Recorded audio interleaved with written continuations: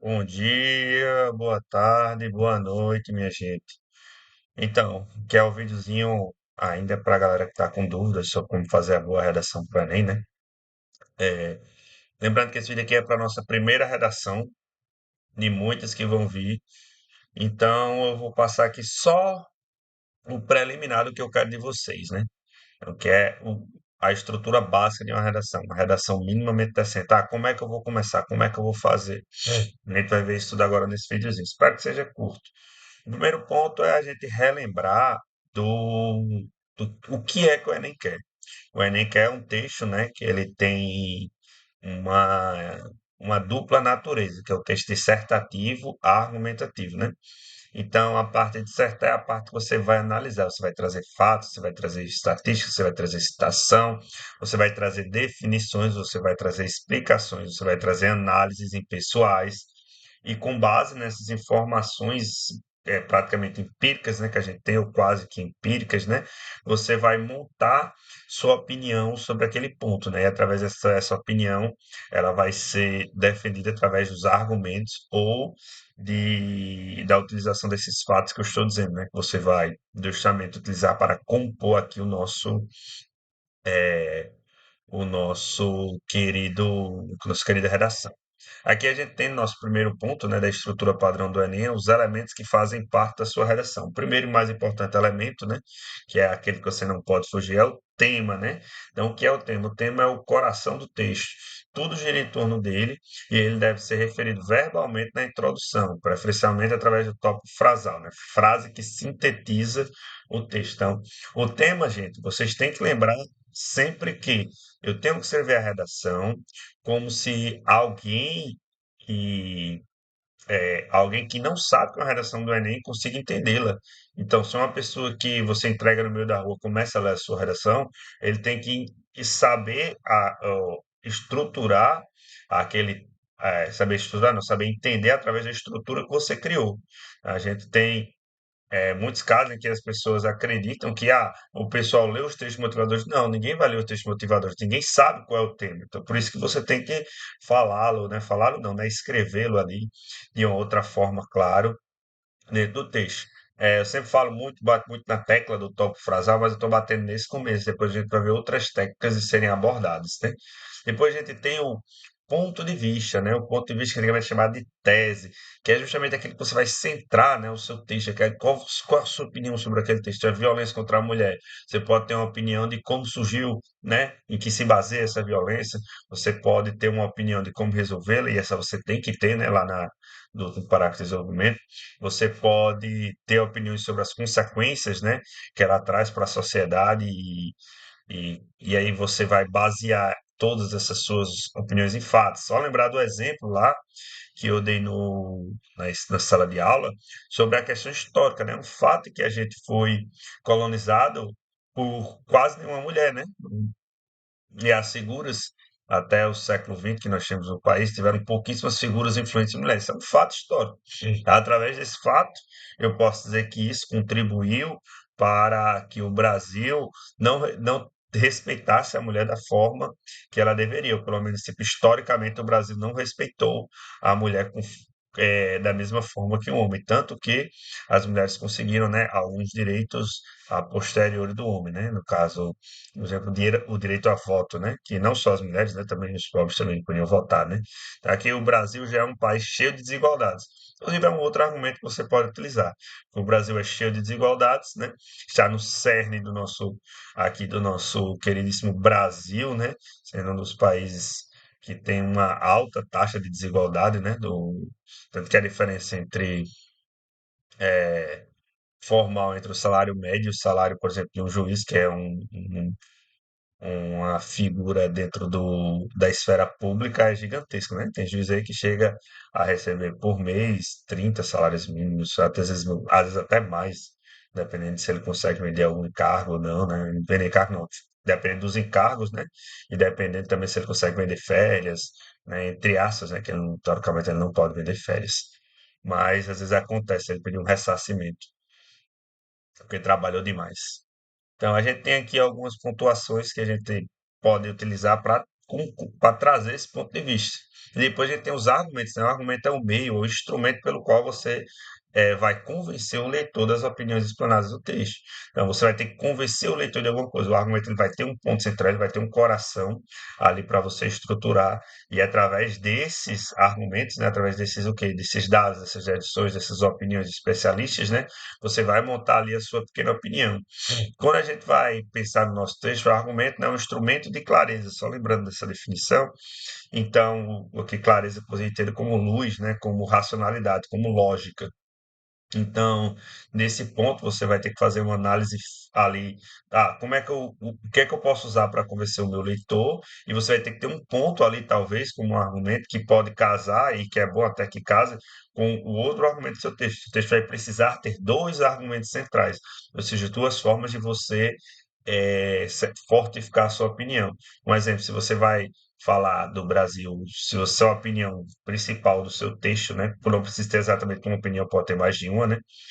Mas sua opinião central no seu texto é a questão histórica. Você pode falar um primeiro parágrafo falando da colonização e outro parágrafo falando sobre a conquista de direitos, né, da mulher que começou muito. Ou caso você queira dar uma dupla opinião aqui no seu texto, né, não precisa exatamente ter só uma opinião centrada. Você pode ter na sua primeira opinião ali, que é culpa não só da questão da histórica do Brasil, como também da questão da própria desigualdade brasileira, que também é um país muito desigual, né? Inclusive, é uma consequência do primeiro fato, né? A forma como o Brasil foi colonizado também influenciou diretamente, né? Para que ele fosse desigual, já que é uma colônia de exploração. Claro, não é o único fator que determina o que o Brasil é, mas é um dos fatores, né? Enfim. E por fim, a gente tem a proposta de intervenção, né? A proposta de intervenção ela vai ter que ser um pouco mais detalhada do que simplesmente dizer, né? O que é necessário para medir. Deixa eu ver, eu acho que tem a. Deixa eu ver aqui. Pronto, aqui, ó. Aqui tem algumas dicas, né, da competência 5, né, que é a competência que mede isso, para você fazer a sua solução de forma mais tranquila, né? Tem essas 5 perguntinhas aqui, né? O que é possível apresentar como solução? O que é possível apresentar, por exemplo, nesse caso que a gente está falando aqui, dessa questão histórica, né? O que é possível apresentar? Então, palestras para diminuir essa questão histórica que o povo tem, né, através da educação, ótimo. E quem deve executar lá? Quem vai executá-la é quem? É o MEC, né, Ministério da Educação. Você podia colocar o governo, sendo que quanto mais específico, melhor, né? E aí, como viabilizar essa solução? A gente pode dizer, o MEC é através das secretarias de educação regionais, né, estaduais ou municipais, né? Aí qual é o efeito que ela pode alcançar?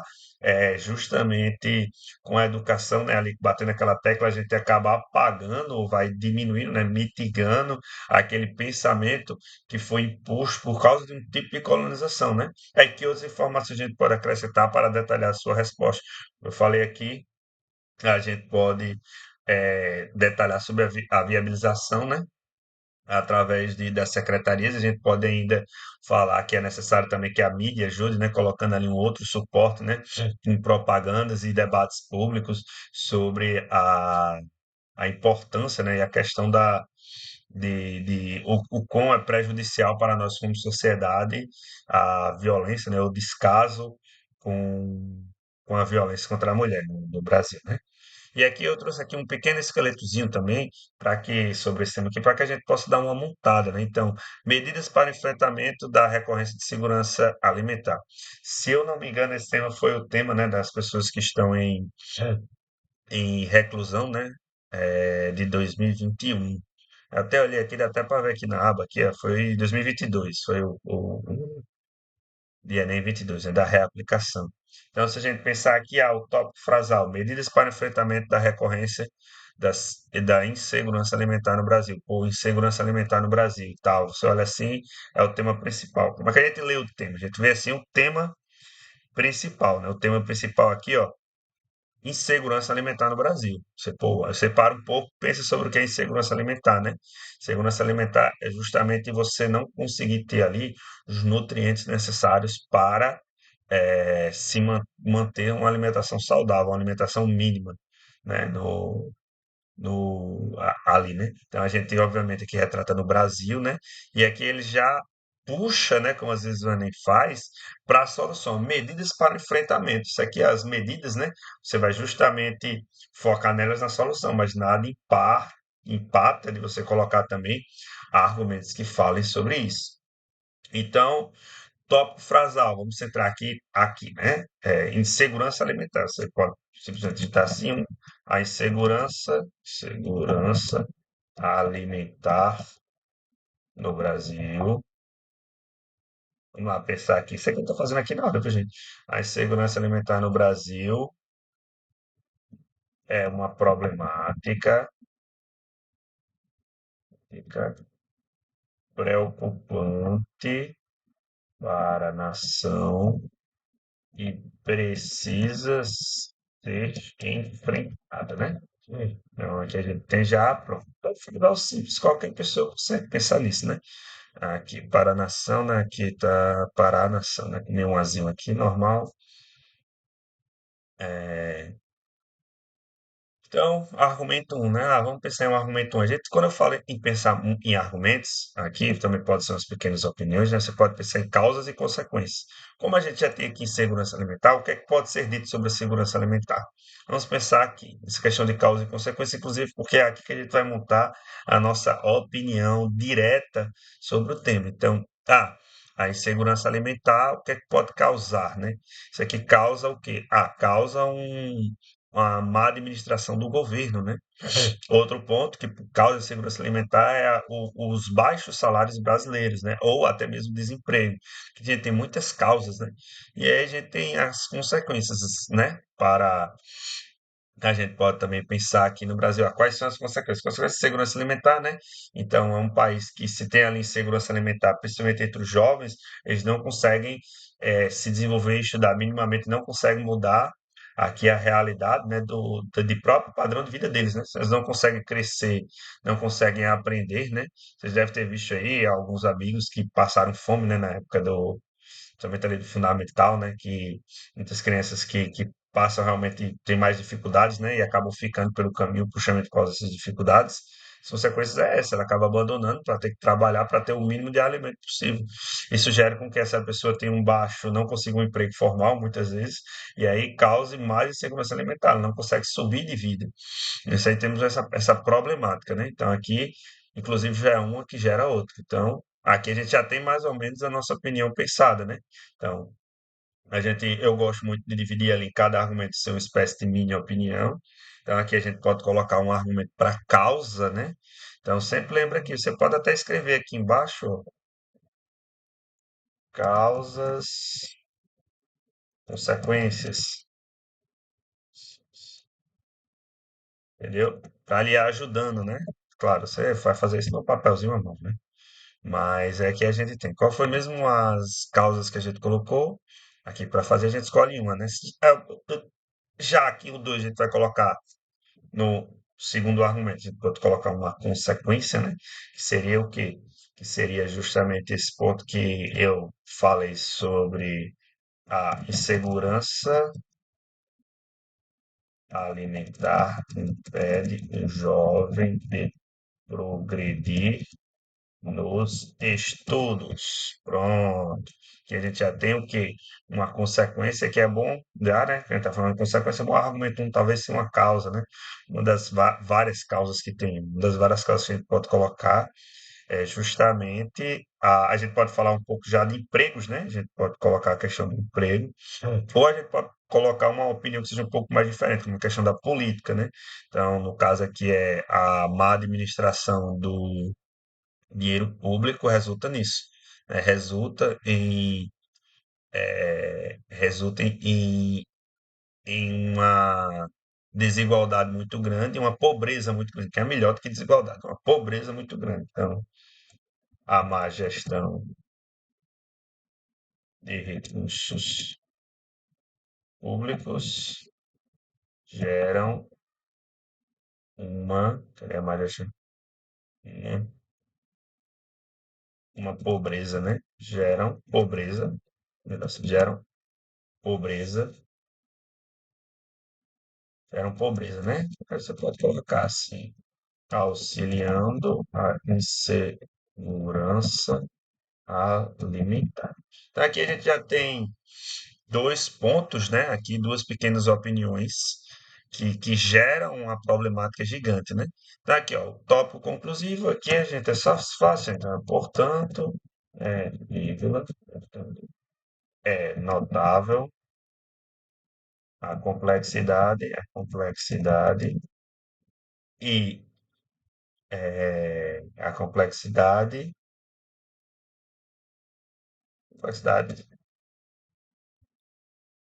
desse assunto, desses, da insegurança alimentar do Brasil, né?